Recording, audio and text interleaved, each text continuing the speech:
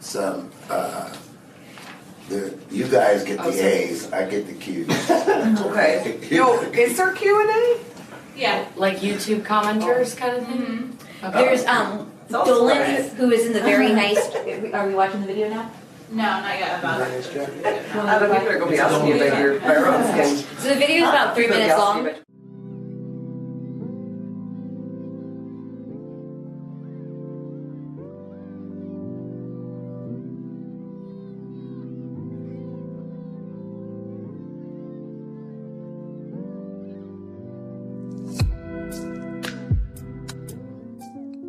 Hello everyone, I'm Kat Lloyd, Vice President of Programs here at the Tenement Museum. Thank you so much for joining us for this special program where we honor the life and work of Dr. Michael Mick Moloney.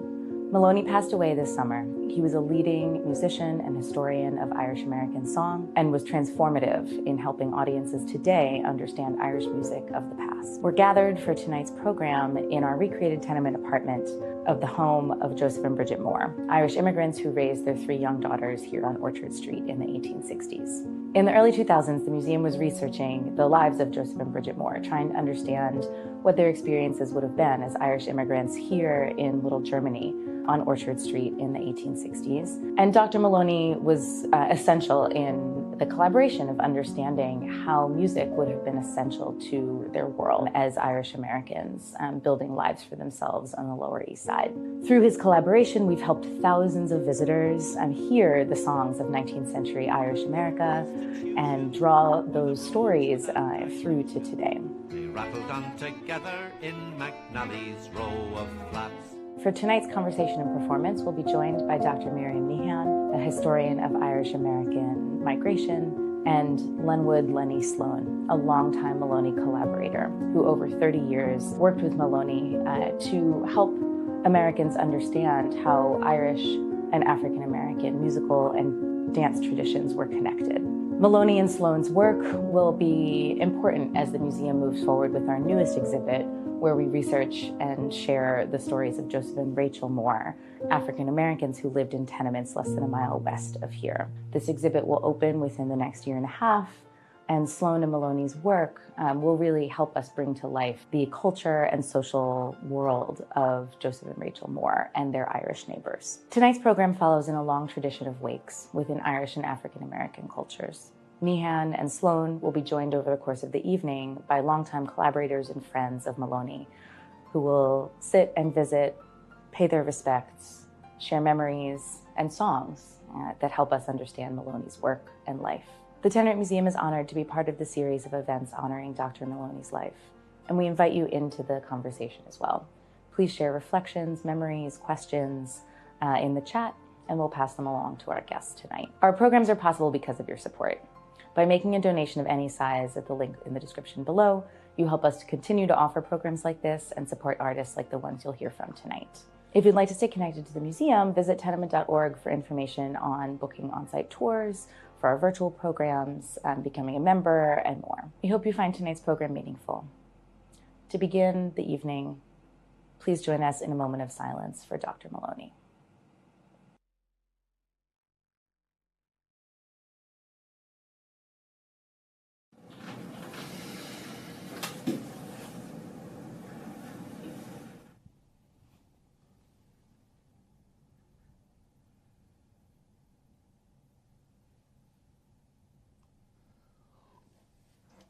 Oh, when the saints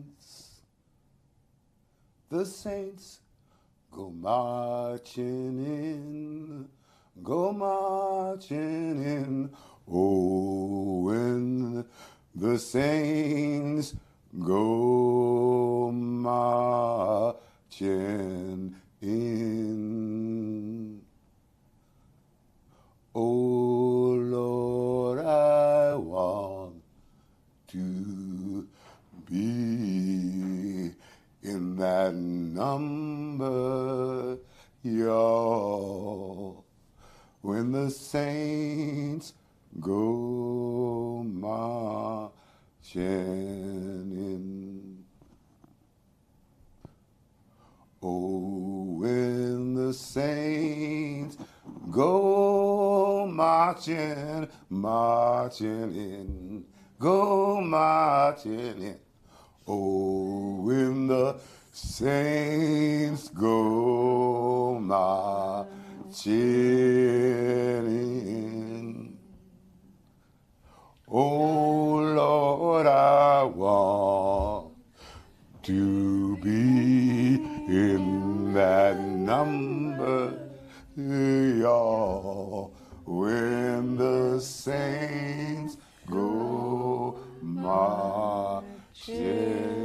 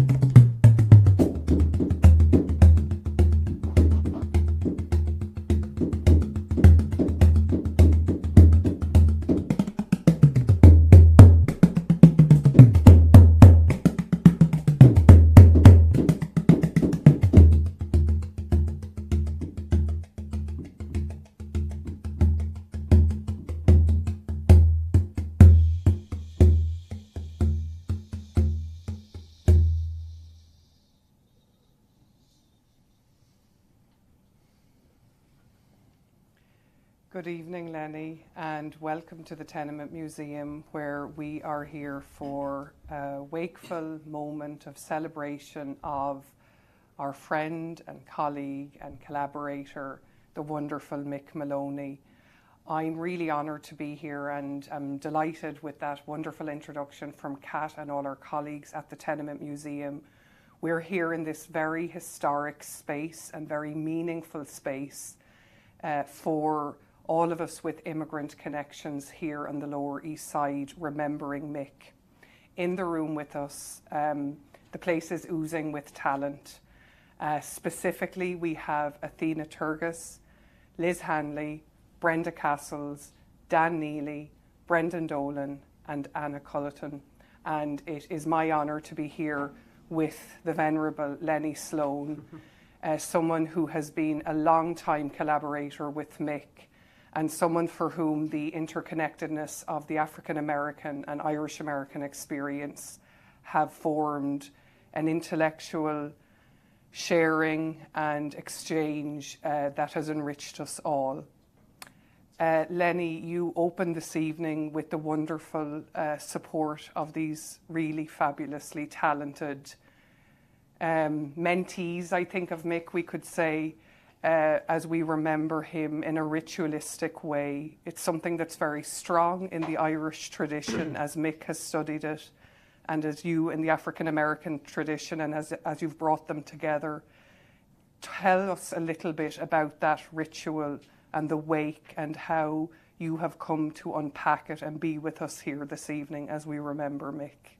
Thank you very much. I'm here with friends who sat around the table with Mick in the last days of his life, sharing meals together. You know, the root word of companion is compane, to break bread together, with bread. And we spent what we thought were endless days and endless conversations with Mick. And we wanted to recapture in this place the four great rituals of the Irish and the African wake. The first is the pouring of libation and the prayers, and his drum and rhythm was like the saying of the rosary, the cleansing of the body, and the meditation.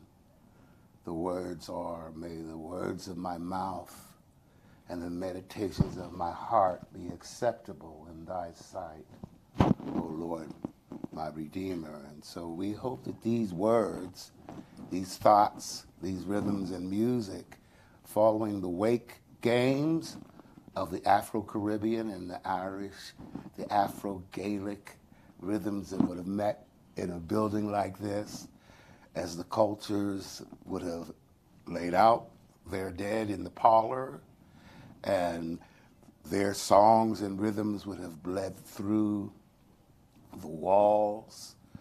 The neighbors would have heard the wailing of the women, and they would have come to sit, to wait, and to watch. The scripture says, weeping may endure for a night, but joy comes in the morning. And so we will start in the tradition of weeping and keening with a song that Mick and I love so much, Stephen Foster's Hard Times. And I've asked Liz if she will join the ritual and begin with the ritual of keening. Let us pause in life's pleasures and count its many tears, while we all sorrow with the poor.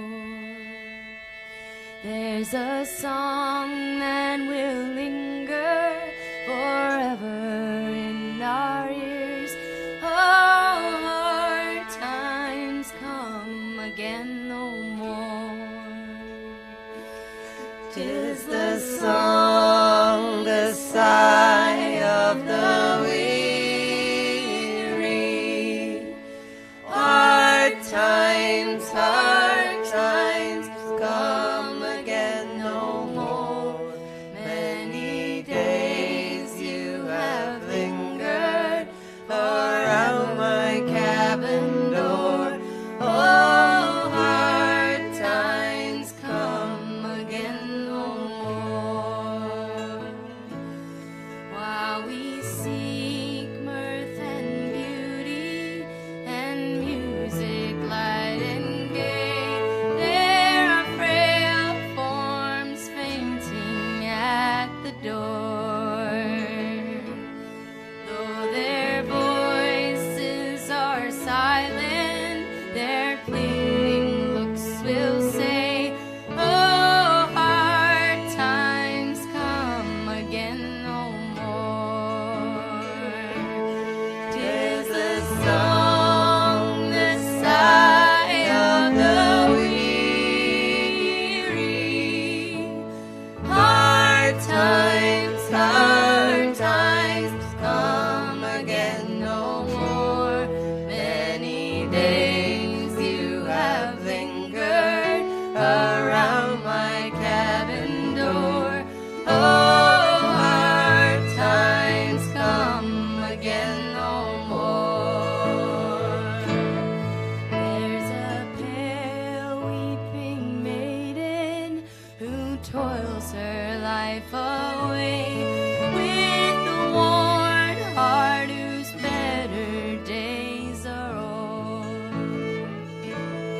Though her voice would be merry, 'tis sighing all the day. Oh, hard times come again no more. 'Tis the song, the sigh of the weary. Hard times come again no more. Many days you have lingered around my cabin door. Oh, hard times come again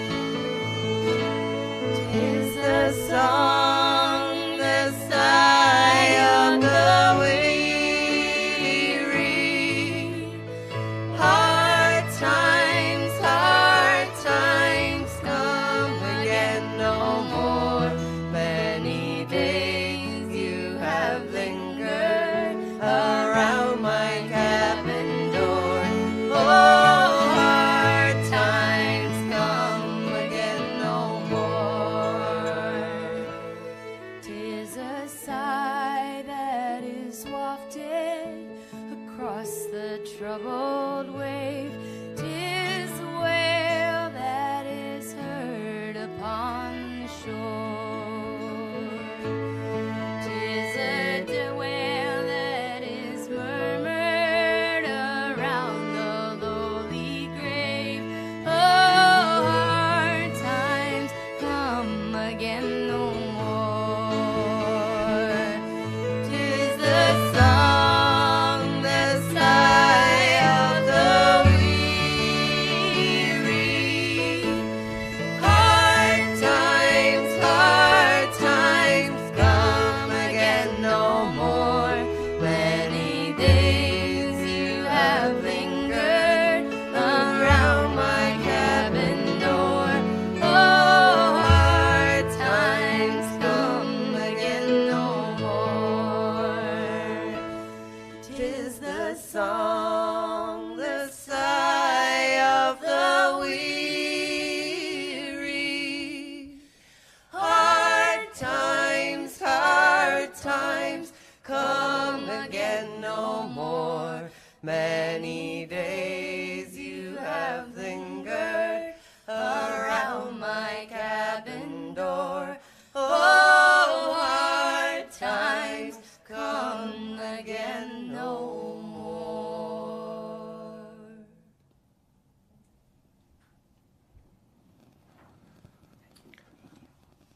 Wow. That was powerful, and I know it was very powerful in this space, and I hope that people viewing this evening, if you got even a fraction of the emotion in that and the rawness in it, what a beautiful way to open up musically for Mick. I would like to ask Liz if she would say a few words. One of the things that Mick Moloney did was to bring together people. He taught us the power of convening, and he brought so many wonderful spirits together through his magic. Liz's voice lingers in my ear long after she is gone, and I'll ask Liz if she'll say a few words of condolence. There are so many words and no words for how I feel, but Mick was someone that I met when I was just moved to New York and starting college, and members of my community and my family told me to look him up. So I signed up for his Intro to Celtic Music History course and learned about keening and learned about all kinds of things that that we'll talk about here today. And I couldn't have imagined where my life was gonna go, and how it pivoted at that moment, meeting him. So yeah, I guess we know I know everybody in this room only through Mick. Yeah, it's true. I wouldn't know anybody here. We wouldn't know anyone here if it weren't for Mick. It's We've true. all come together. As a matter of fact, I traveled with Mick for 35 years. People used to ask me all the time, what do you do? What instrument do you play? Oh, I don't play an instrument. Oh, what song do you sing? Oh, I don't sing a song. I carry the extra strings for the band, you know. The Irish Wake was full of jokes. It was full of humor. It was neighbors bringing dishes from all over a tenement building like this, coming and sitting with the family for a while. We can think of no better song of visitation than to ask Brenda if she will sing for us McNally's Row of Flats. Yeah, I'll give it a go. It's very strange to be singing Mick's songs. This is one really associated with him, really. Maybe the song most associated with Mick, maybe, in some ways. Does anyone else sing it? I mean, probably not. Yeah, Reimers recorded it recently. Yes. Did they? Oh, good. That's good. I'm glad it's getting out there. Mick and I were working. That's down to Mick, though. Mick and I were working on this song because of our love affair with Harrigan and Hart, and we were unfolding the songs of Harrigan and Hart but we always use this as our theme song and our encore. So Well, you might help me with the words then. we'll all work. We'll all work together. Down in Bottle Alley lived Timothy McNally, a decent politician and a gentleman at that. Beloved by all the neighbours, the gossins and the babies that occupy a building called McNally's Row of Flats. And it's Ireland and Italy, Jerusalem and Germany, Chinese and Africans and a paradise for rats, all jumbled up together in the snow and rainy weather. They constitute the tenants in McNally's Row of Flats. That great conglomeration of men from every nation, the Tower of Babylonian, it couldn't equal that. A peculiar institution of brogues without dilution, they rattled on together in McNally's Row of Flats. And it's Ireland and Italy, Jerusalem and Germany, Chinese and Africans and a paradise for rats, all jumbled up together in the snow and rainy weather. They constitute the tenants in McNally's Row of Flats.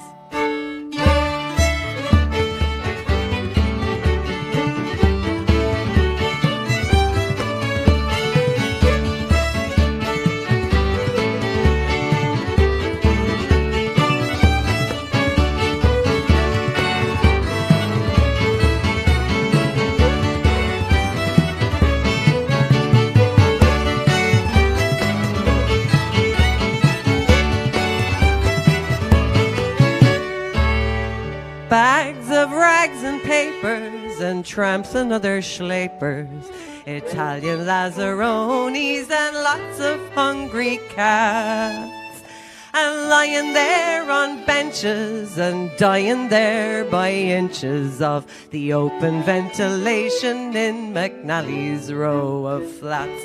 And it's Ireland and Italy, Jerusalem and Germany, Chinese and Africans and a paradise for rats, all jumbled up together in the snow and rainy weather.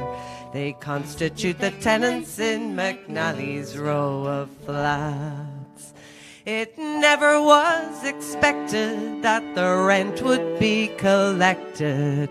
They levied on the furniture, the bedding and the slats.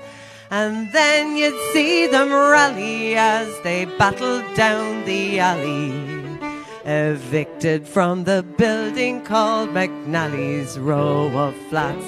And it's Ireland and Italy, Jerusalem and Germany, Chinese and Africans and a paradise for rats, all jumbled up together in the snow and rainy weather. They constitute the tenants in McNally's Row of Flats.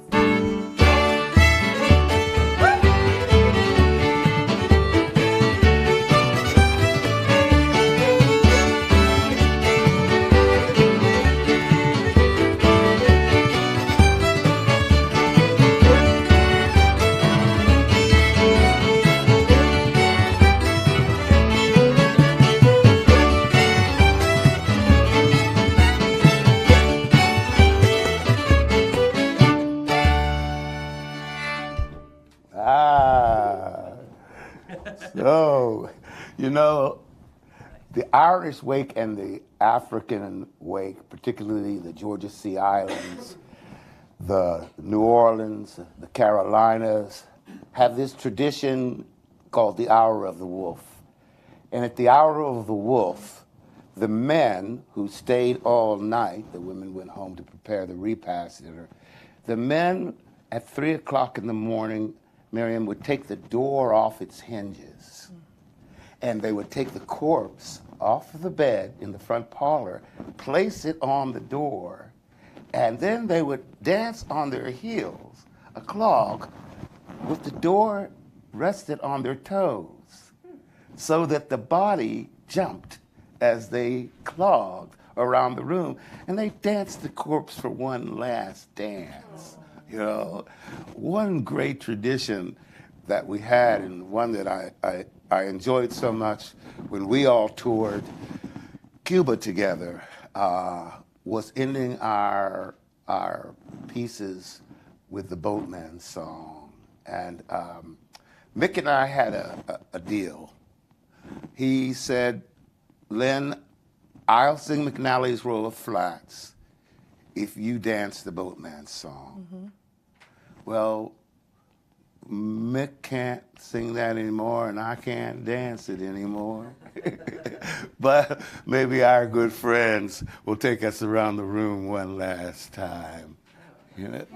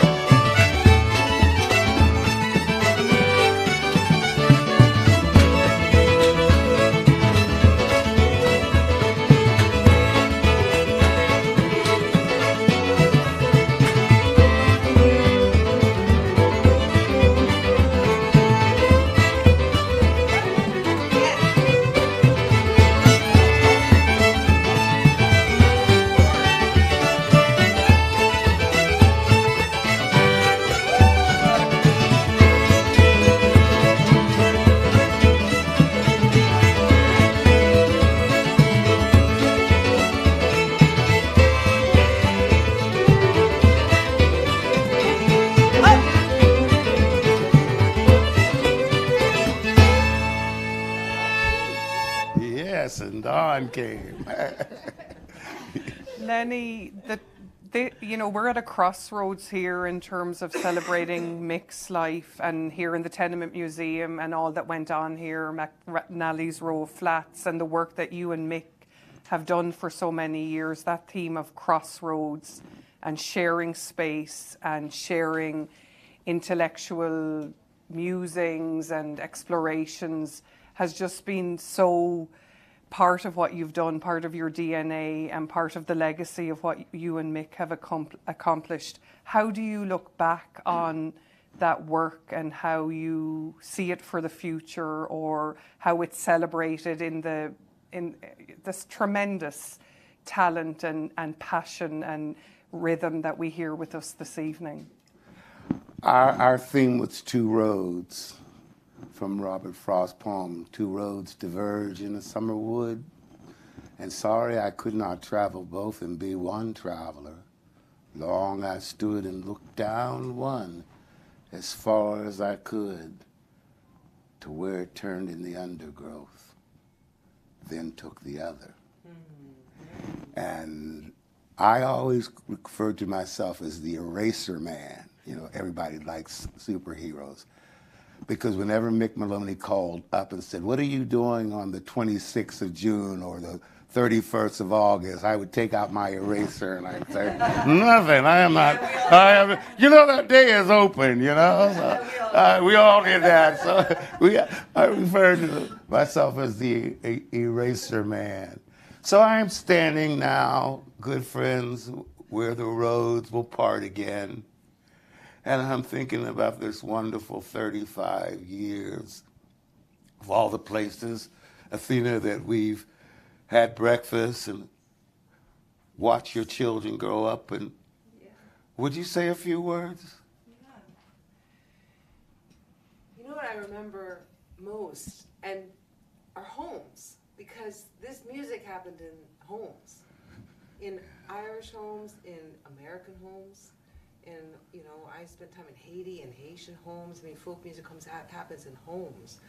And all the homes that we've been in over the years, the people we've met, you know, the Shamrock House is like one home, right. You know? And then in Cuba, visiting different people and musicians and sitting down, having tea, breaking bread together, talking, connecting. What an incredible way to see the world and to get to know each other. I can't think of another community that is so lucky as us to get to have that window into people's lives and be welcomed as family. And that's what Mick was for all of us, as family. Family. And you know, Dan, I marvel at you all, because after a day of rehearsing and a night of concert, then what did we do? We went out to a bar and played till 2 o'clock in the morning, and the music and the fellowship was revitalizing. Would you share a few words, Dan? Yeah, sure. I met Mick in, I think it was 2000 when he came to NYU, and at that point I was writing a dissertation about a traditional music in Jamaica called mento. And one of the graduate students who was there said, "Oh, this guy Mick Moloney shows up. He's a new teacher here. He's starting a group called the Washington Square Hartman Shamrock Orchestra." So I thought, well, I don't want to be in that. And he goes, no, it'll be a good time. And so I, okay, fine, I'll go. So the first year I played guitar in it terribly, and then over the summer I had a tenor banjo given to me, and I started plucking out the tunes that I was learning, and Mick looked at me in the fall when I came back with the banjo and goes, "Dan, you found your instrument." So I started, I got really involved with the group and with Mick, and he and I became great friends after, not too long a time. And one of the things I really enjoyed was that, when I get interested in something, I get really interested in something. So I got really interested in Irish music, and then because of the group, I got really interested in studying like Irish American dance bands in the 20s and 30s, which was the foundation of the group that Liz was in and Brendan was in. We did an album called Since Maggie Dooley Learned the Hooly Hooly. Yep. And so, but Mick was... I know, right? It's a lot of words there. So, with the group, we went around, did a lot of things. We played shows, and I got to, research stuff, and I would share it with Mick, and then Mick would, "Oh, I've got an idea," and they'd share something with me, and it enriched my own research into the music. I mean, I never would have learned so much, and I would never have been afforded probably the opportunity to be as creative with the research as, Mick allowed me and helped me sort of think about. But like, with the Washington Square group, we played places like here, like we played here once, and Old St. Patrick's and New St. Patrick's and all sorts of different events around the city. I mean, we financed our album by doing like little gigs here and there that Mick would get us, and it was just great stuff. And Mick was a guy who could pull together people and make connections where you didn't think they were going to happen, and it was just really just great. Mick would have had his ear to the wall, listening to the ethnic rhythms coming from one side of the room and from another side of the room, and he would have been identifying those rhythms and deciding that he was going to go off to some place and I'm going to do the Irish and the Romanians, or the Irish and the Bangladevians, the relationship between their music. And it was really gumbo culture that he promoted. Brenda gave me my out when people ask me, what do you do with the band?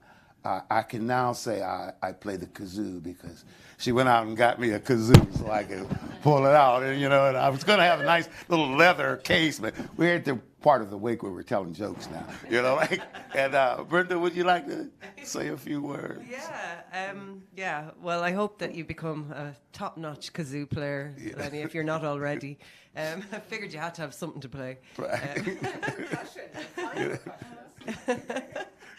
Yeah, I suppose just we all say where we met Mick. It was a bit strange for me because I met him in Bangkok while I was travelling through, and my sister had run into him the year before and said, "Oh, that guy Mick Moloney, he's in Bangkok. You should look him up when you go out there."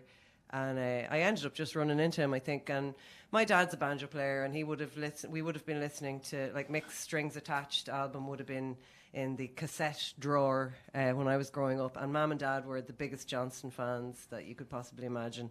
And I suppose, so meeting Mick, and it was before blogs. I was writing a group email because I was traveling a lot around the world. And that year, when I was leaving him, I was trying to come home from Asia over land.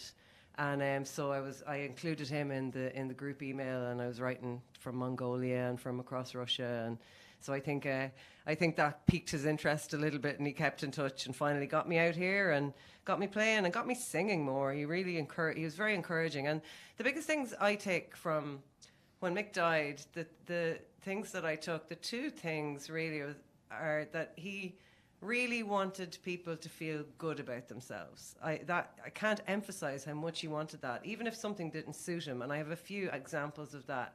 He would sacrifice his own thing to make somebody else feel good about themselves, and that's not something that maybe we all do all the time. I most certainly don't want that all the time, but I will more now is one thing. And then the other thing is he made stuff happen, and nobody made more stuff happen than him. So I'm just, those are the two things I want to take from him that he taught me. Yes. And carry forward and keep his songs going as well. Keep the songs going, because nobody sang the songs that Mick sang. Nobody's singing them. He's got a whole repertoire that nobody in the world is singing, and so to keep those going is really important. Keep those songs going. Miriam, when Mick and I were together the last week, we went to this barbecue. And as soon as I drove up, I said, "There's Brendan." He says, "How do you know?" So because he's a towering man, his red hair and towers over us all. He's a fine musician, and I remember that Mick and I did this program called Black and White and Green in Harlem, where we played Irish and cakewalk music. Brendan at the piano, also our program at the Irish Arts Center on Stephen Foster, where Brendan was again at the piano, and quiet, gentle, towering man. Would you say a few words for us? Sure, Lenny. Thanks. It's really great to be here with everyone and hearing everyone talk about Mick. I'm thinking to myself, like, what am I going to say? And And I guess building off what you're saying, Brenda, the thing that really strikes me about Mick is how supportive he was of so many different people and so many different things. Like I remember 35 years ago, when I started going to Irish festivals with my parents, Mick was already there, like he was already a star, but even as a star, he was cultivating younger people, Seamus Egan and all those people, and then Cherish the Ladies, there's so many different streams of music that are around now because of him. And not just, so there's that, but then from like an academic perspective, like everything that he did at NYU, he came along at the right time in my life, and I worked over at the collection there. Everyone should check it out at the Tenement Museum. It's thousands of records that Mick collected, memorabilia, sheet music, but then his own personal papers, like looking at the pictures of everyone he knew and everyone he worked with and everyone he influenced. He's just a role model in so many different ways. I guess one of the things that really stands out for me is how youthful his energy always was. And that's why it's such a shock, is that he was tireless, and so young and interested in things. That's what I take away. It's like inspiring to be, in your late 70s, like thinking of all the things you're gonna do, Oh my God, yeah. That's only the amount of things he had planned, and that's only the stuff we knew about. Right. Yes. Brenda, I sat on a bench with Mick the last time I was with him, waiting for an Uber, and he said, "Get out your phone. I've got to give you some dates, and I want 5 more years out of you," he said. I said, "I'm not sure whether I've got 5 more." He said, "Just 5 more years." So Mick Moloney was not planning to leave the planet. No. I figured then that he got a gig he just couldn't turn down. It was so sweet that he didn't even stop to get his instruments. He left them behind for us to take. I remember thinking when he died and the few days after, just of all the many things, one was, oh my God, the amount of knowledge that has gone with that brain.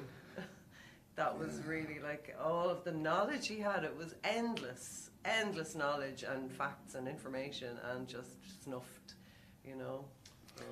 Well, he imparted it onto his students. He did have the forethought to put together an archive with all of his interviews, like this and that. So it's all there. That's true. We thought he was random, but he was a rather methodical man. He was a rather methodical man. You knew him in a different way. You knew him from an academic way. Yeah, and he was just everything that you guys have said from a musical perspective. He was just a force of nature at faculty meetings at NYU and sharing his knowledge. I mean, the interviews alone, Brendan, in the Archives of Irish America, phenomenal years of research there because of Mick, that I think we can take some comfort in, Dan, to your point, in terms of a legacy and his capacity, Brenda, to retain. I'll never forget seeing the first lecture/concert from Mick at the CUNY Graduate Centre at an ACIS conference, and it was just a joy to behold. And that's the amazing thing about his classes. He had so many guests come in all the time, and it would be like name brand musicians who everybody would have heard of, and you'd never really know if you were a student who you were going to get on the day. And so you walk in and maybe Gene Butler's dancing, and everyone's like, that's the one from Riverdance, but it was sort of that level of sort of edutainment, I suppose he might have said, where you're really he can perform, but he can also deliver a really amazingly put together class. It's the kind of thing that most, I would say 99% of teachers just aren't capable of doing, And also, most musicians aren't able to think about the audiences. Mick was constantly thinking about people. His audience. Not just us up there and us having a good time in the music, but he was thinking about the people who don't know this music, who don't even know the difference between a jig and a reel, who don't know anything about this is foreign, and how are they going to hear it, and what could I say that would connect them to this song and that era, and who's in the audience. He was constantly aware of his surroundings, of the context of what we were singing, of who we were with, of the time we were in. And so it was, he lived these two worlds, the musical world and the contextualizing world of connecting. And he used that big intellect and that amazing capacity of language and knowledge and scholarship to connect with people on a way that everyone could relate to. The amount of effort he put into like every concert was just astounding. But he would be like planning 2 months out what he was going to say. And I don't know if any of you had this experience with him, but like he'd call and like I'd have the same conversation with him that would change in very slight ways over the course of like the couple 3 weeks before the concert happens. Craft. Yeah, it was like he was practicing what he was going to say. Crafting his delivery. I know, yeah. Oh, yeah. And it's funny, but like the other thing, and goes back to the archives and talking about like we've lost a lot of stuff and there's still stuff around. Two things. There's a lot of Mick in the emails that he sent people. Oh, yeah. So like I've been going through emails and like there's like you get all kinds of like awesome stuff in them, but also his voicemails. Like I have a few of his voicemails saved, and they're just like little bits of like magic that happen, and it's just like it's just great. For me, I'm at a loss. Mick and I shared literally twice a day imagery. We would find an old image to deconstruct and reconstruct. And this very morning, I looked at a slide that we've used of Jim Crow, T.D. Rice. We must have used that image, Brendan, 50 or 60 times. And I noticed for the first time today that he has a shillelagh in his hand. And I was like, oh, I want to call Mick and say that, oh, look at the shillelagh. And we would go off on we would deconstruct and reconstruct imagery for the audience. And we get so excited that we kind of forget that there was an audience there for I'm going to miss his phone calls. Yeah. There was very few people who would actually call you anymore. Most would text, or they'll email. They don't want to disturb you. Mick would just call you.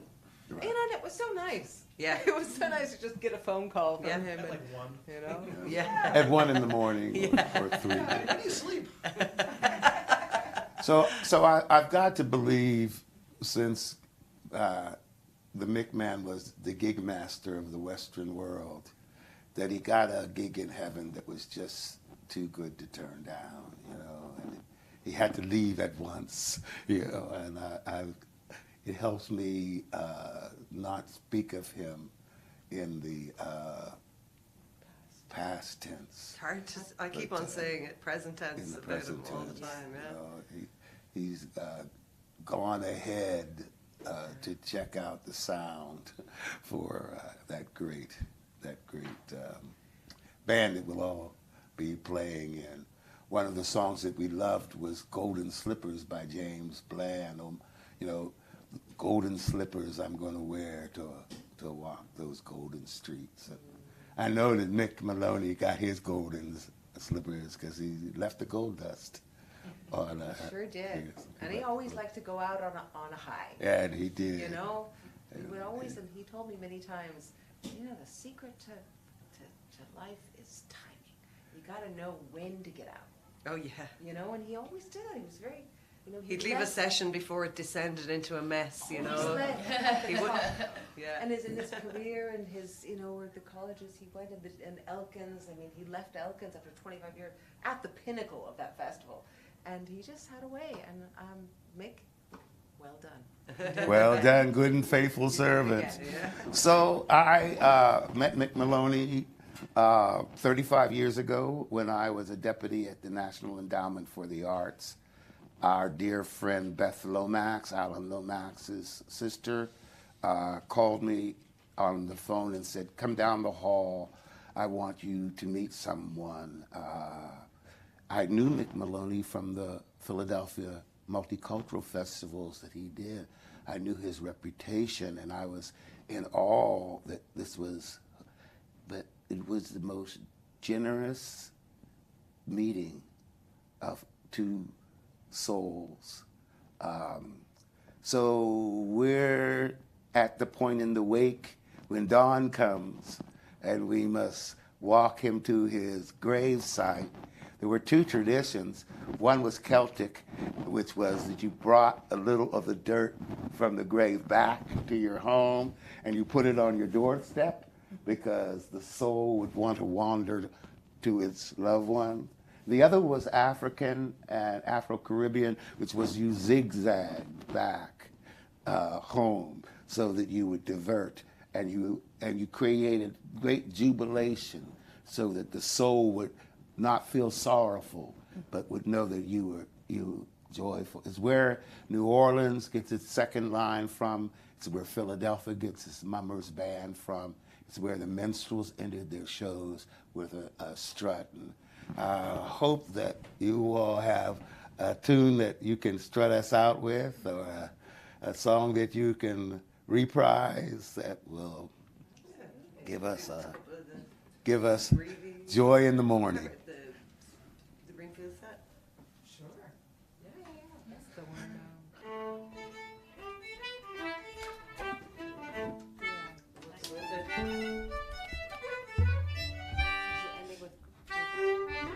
Yeah. The scripture is, weeping may endure for a night, but joy comes in the morning.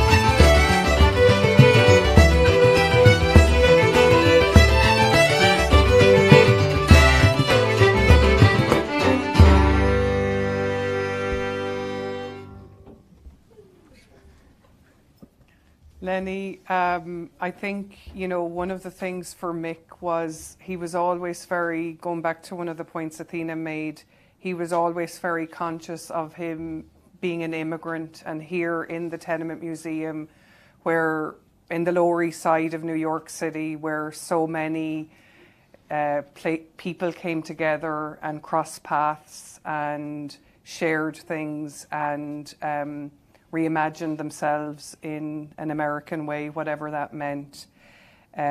It's been wonderful and an honour for me to help out in this very special tribute to Mick.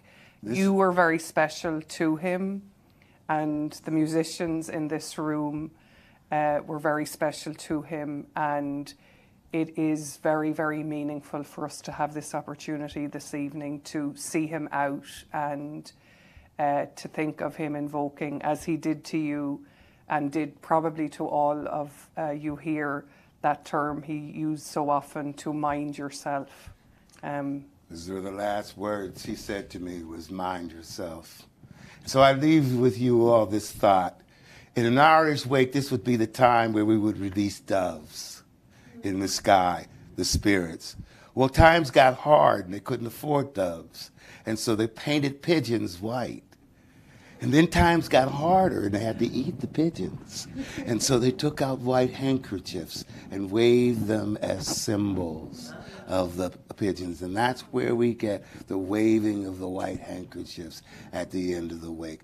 Let us wave those handkerchiefs towards, and all of you wave your handkerchiefs as we say goodbye to our dear Mick.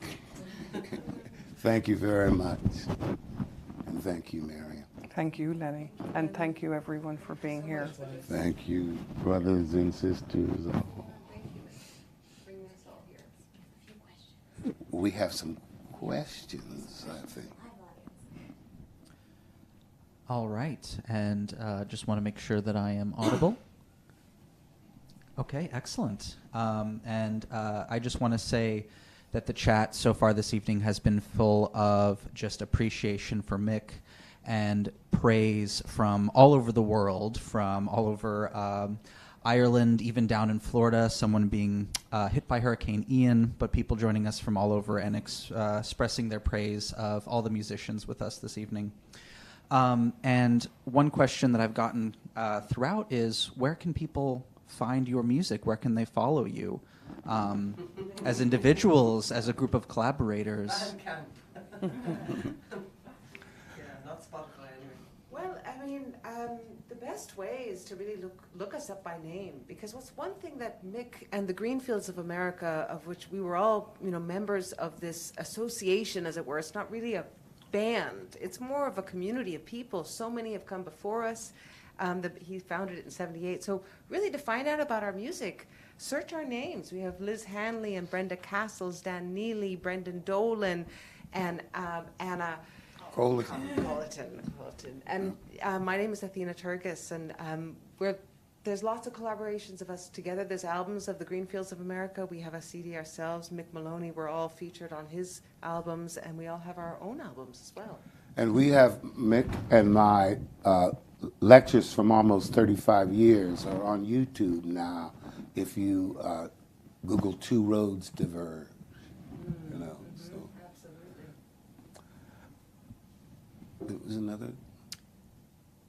Excellent. And I'm just going to give it a couple seconds because there is a delay. But again, the chat has been full of nothing but absolutely lovely praise from people joining who have been sharing their connections with Mick and memories. And of course, as someone who has meant so much to us here at the Tenement Museum as well. So thank you all. Mick was very generous. So he gave a large library to New York University. Dan and a bunch of our colleagues will be coordinating. And Brendan, or the library that's going to Limerick, Ireland? No, he was the archivist at Mick's collection. Oh, excellent. Excellent. So Brendan Dolan can lead you to Mick's treasures and finds. And many of his things are going to the University of Limerick also. All right. Well, thank you all so much, and I will turn it back over to you. Thank you. All things shall perish from under the sky. Music alone shall live, never to die.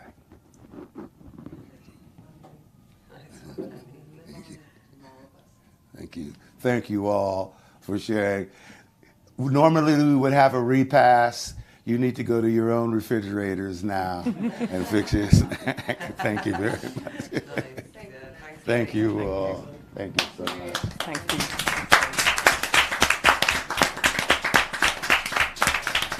Yes, indeed. Sorry, I